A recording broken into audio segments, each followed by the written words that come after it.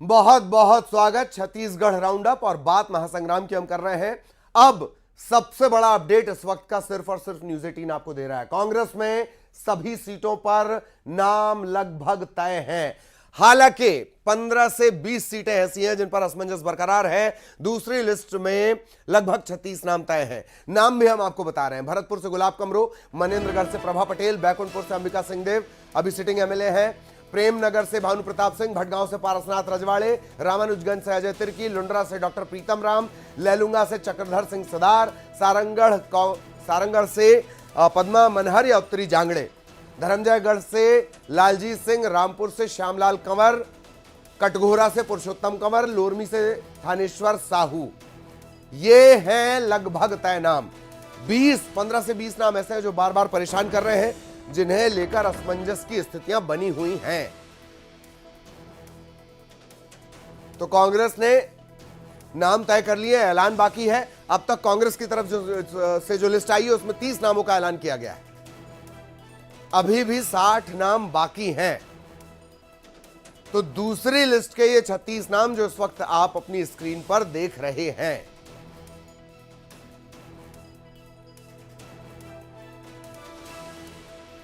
Election से जुड़ा इस वक्त का सबसे बड़ा अपडेट हम आपको बता रहे हैं। कांग्रेस ने लगभग सभी सीटों पर नाम तय कर लिए हैं। ऐलान बाकी है। 15 से 20 सीटें परेशानी बढ़ाने वाली, असमंजस बढ़ाने वाली, माथापच्ची वाली।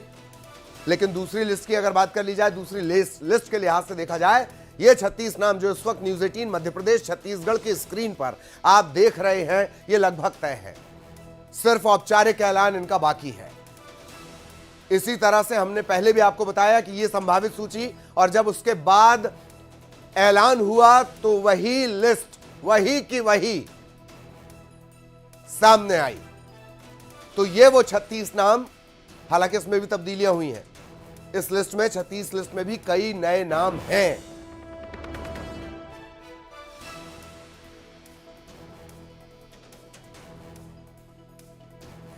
एक बार फिर नाम आपको बता देते हैं। लगभग 36 नाम। संभावित लिस्ट, दूसरी लिस्ट, भरतपुर से गुलाब कमरो, मनेन्द्रगढ़ से प्रभा पटेल, बैकुंठपुर से अंबिका सिंहदेव,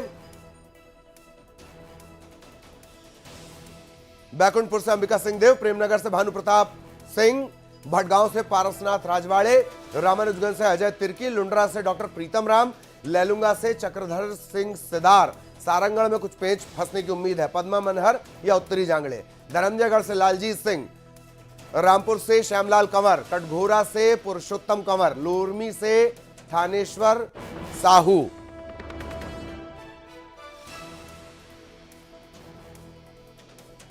लोरमी लंबे अरसे से बीजेपी की एक मजबूत सीट। इसी तरह रामपुर बीजेपी की मजबूत सीट, जहां से पुरुषोत्तम कंवर है, पूर्व जो गृह मंत्री रहे ननकीराम कंवर, वो इस सीट से, ये उनकी पारंपरिक सीट है। दुर्ग शहर से अरुण वोरा परिवार की ये सीट है। अरुण वोरा, दुर्ग शहर। तो ये वो नाम है जो तय है लगभग, और सिर्फ अब औपचारिक ऐलान। अमितेश शुक्ल राजिम से, शुक्ल परिवार की राजनीतिक विरासत इस सीट से जुड़ी हुई।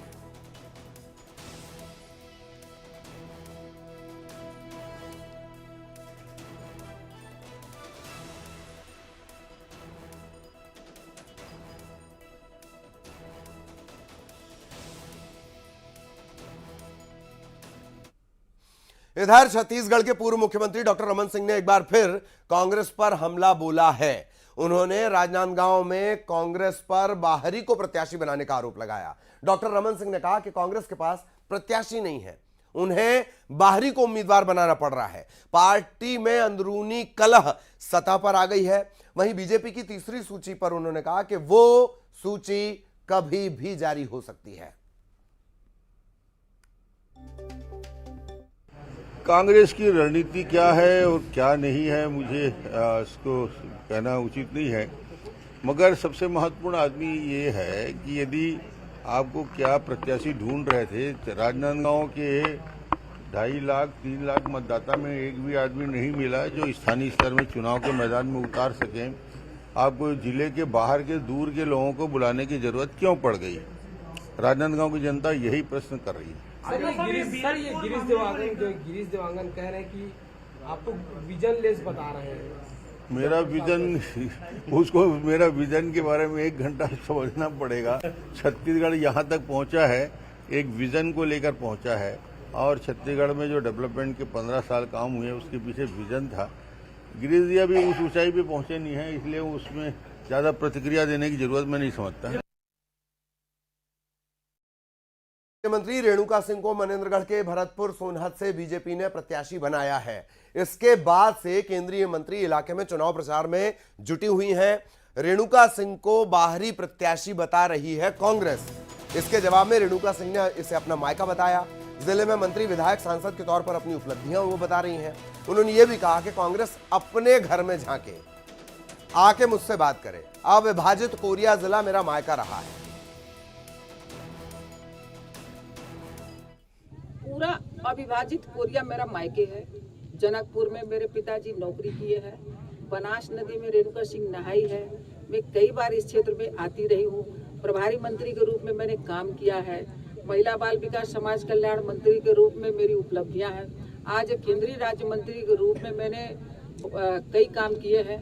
प्रदेश की 12 वो जनजातियां जो 32 वर्षों से जनजाति की सूची में शामिल होने के लिए लालायक थी, वो एक पवित्र और बड़े काम को मैंने किया है। ये जो भरतपुर सोनहत है, यहाँ की जनता न मुझसे अनभिज्ञ है और यहाँ की समस्याओं से मैं पूरी तरीके से अवगत हूँ।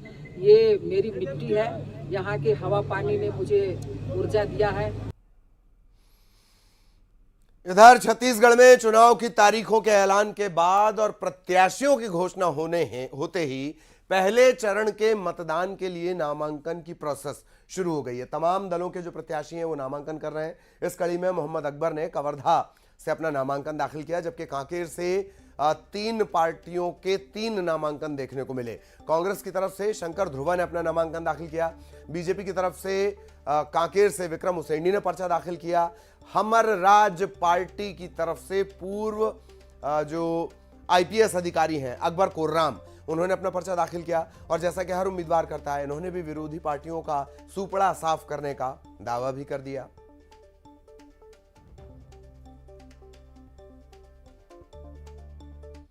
कांकेर से बीजेपी के उम्मीदवार विक्रम उसेंडी ने आज अपना नामांकन दाखिल कर दिया। पर्चा भरने के बाद उन्होंने न्यूज 18 से बातचीत भी की, अपनी जीत का दावा भी कर दिया। यह भी कहा कि हर वर्ग में कांग्रेस सरकार के खिलाफ जमकर नाराजगी है और इसका जो परिणाम है वो चुनाव के बाद देखने को मिलेगा।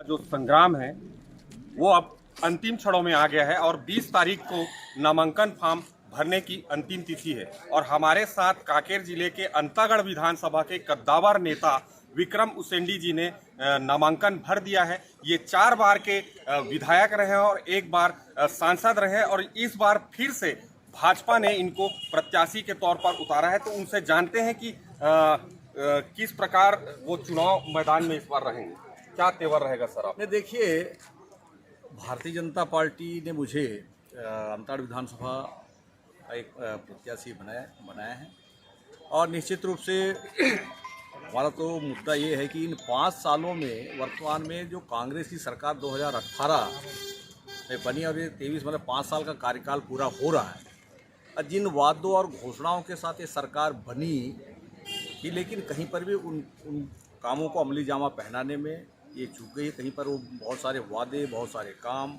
हो नहीं पाए, इसलिए जनता में इस समय ज़बरदस्त नाराज़गी है। और रही बात अब पूर्व में भारतीय जनता पार्टी के शासन कर बहुत सारे जो विकास के काम हुए थे, चाहे उस समय सड़कों के निर्माण हो, स्कूल हो, हॉस्पिटल खुले हों, अन्य निर्माण के काम हुए थे, उनको जनता याद कर रही। तो कुल मिला के जो भारतीय जनता पार्टी के शासनकाल में जो विकास के काम हुए थे, उन कामों को कांग्रेस की सरकार आगे बढ़ाने में असफल साबित हुई है। और निश्चित रूप से आने वाले समय में जनता इस बात को ध्यान में रखते हुए एक आने वाले समय जो 7 नवंबर को मतदान होगा, मतदान में अपना जवाब देने वाली है। और छत्तीसगढ़ में हम अंतागढ़ विधानसभा सीट को भारी मतों के साथ साथ छत्तीसगढ़ में भारतीय जनता पार्टी सरकार 2/3 बहुमत से प्रदेश में बनने वाली है। इस सरकार के प्रति बहुत ज़्यादा नाराजगी इस समय देखने को मिल रही है, जिसका परिणाम अब 7 नवंबर को जो मतदान होगा उसमें आपको देखने को मिला। 3 दिसंबर के परिणाम आएंगे तो निश्चित रूप से छत्तीसगढ़ की फिजा बदली हुई नजर आएगी और कांग्रेस यहाँ से सफाई होने वाली है। जी, तो ये विक्रम उसेंडी जी हैं और ये प्रत्याशी हैं अंतागढ़ विधानसभा के और इस बार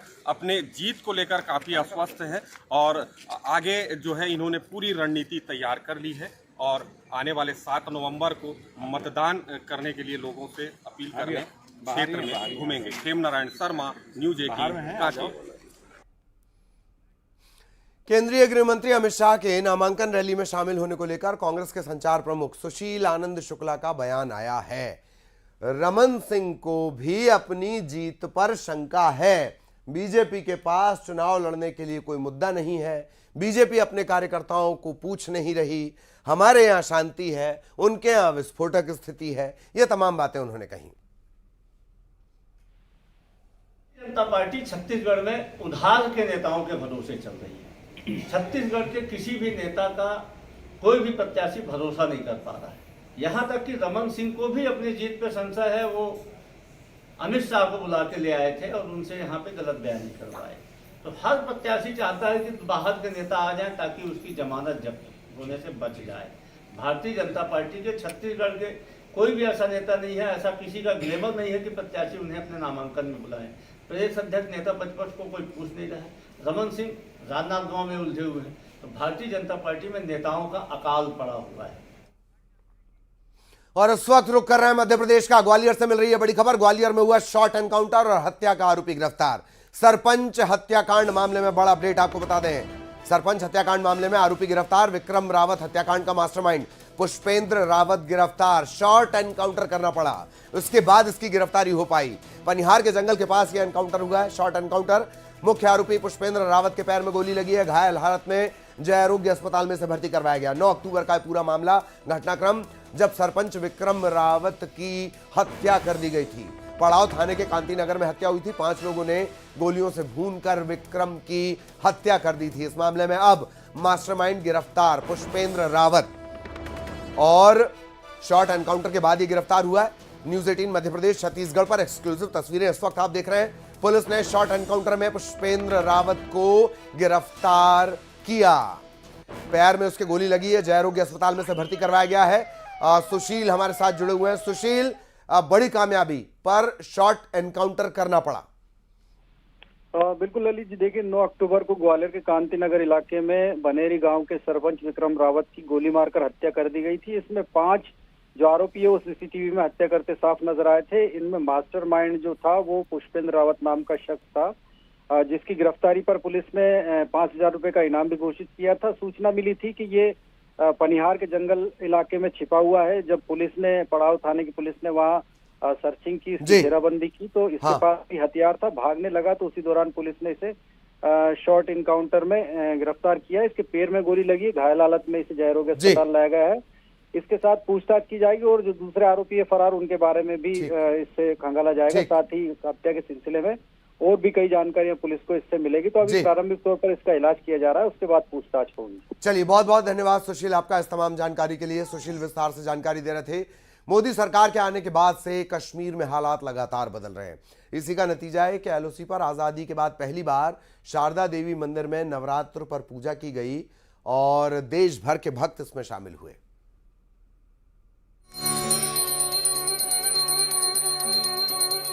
उन्नीस के बाद पहली बार जम्मू कश्मीर के कुपवाड़ा जिले के टीटवाल गांव में शारदा देवी मंदिर में नवरात्रि पूजा की गई। ये मंदिर नियंत्रण रेखा के बेहद करीब बना हुआ है। इस ऐतिहासिक कार्यक्रम में देश भर से बड़ी संख्या में श्रद्धालु शामिल हुए।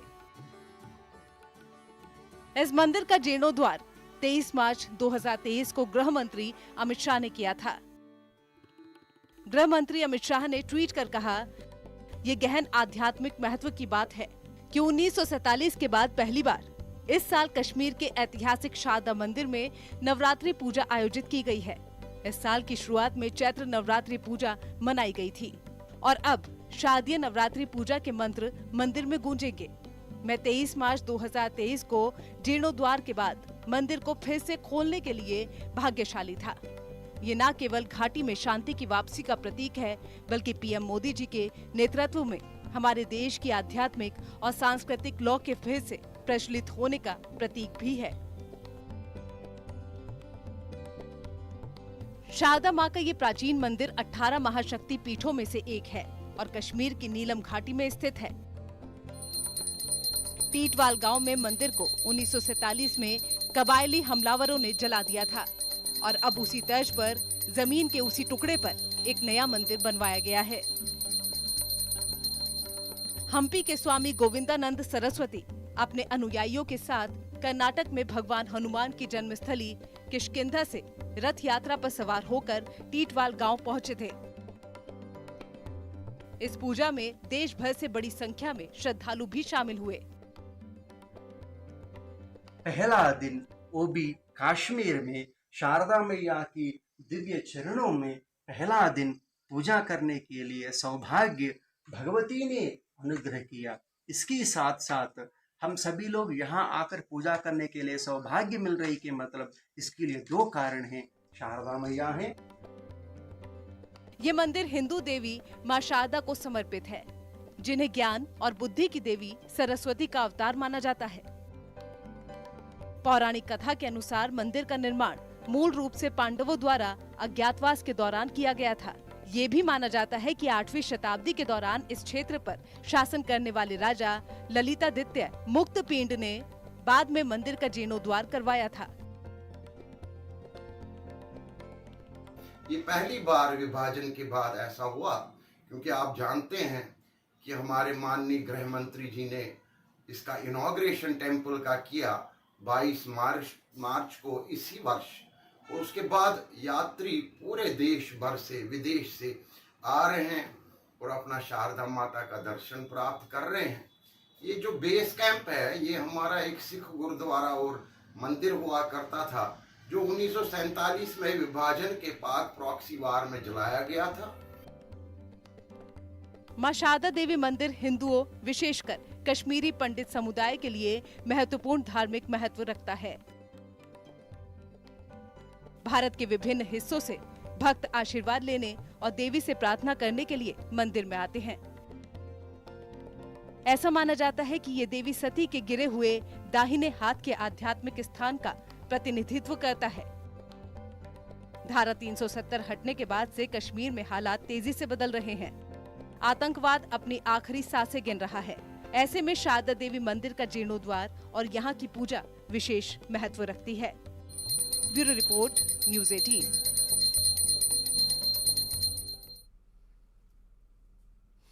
मुंबई के जियो वर्ल्ड सेंटर में आयोजित 141वें अंतर्राष्ट्रीय ओलंपिक समिति सत्र के आखिरी दिन आईओसी के अध्यक्ष थॉमस बाख ने ओलंपिक में क्रिकेट की वापसी को लेकर रिलायंस फाउंडेशन की चेयरपर्सन और आईओसी की सदस्य नीता अंबानी की भूमिका को अहम बताया है। थॉमस बाख ने कहा कि नीता अंबानी की राय पर ही ओलंपिक्स में क्रिकेट को शामिल किया गया है। बाख ने यह भी कहा कि नीता अंबानी भारत की ओलंपिक यात्रा में महत्वपूर्ण भूमिका निभा रही हैं। They're given good advice. We have seen the figures developing, and then we had there this discussion with the organizing committee of LA. So everything came together.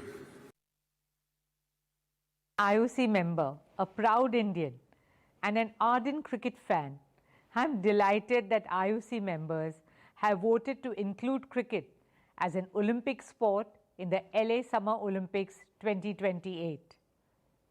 Cricket is one of the most loved sports globally and the second most watched. For 1.4 billion Indians, cricket is not just a sport, it's a religion. So I'm delighted that this historic resolution was passed at the 141st IOC session taking place right here in our country in Mumbai. और इसी के साथ इस bulletin में इतना ही। खबरों का सिलसिला जारी है।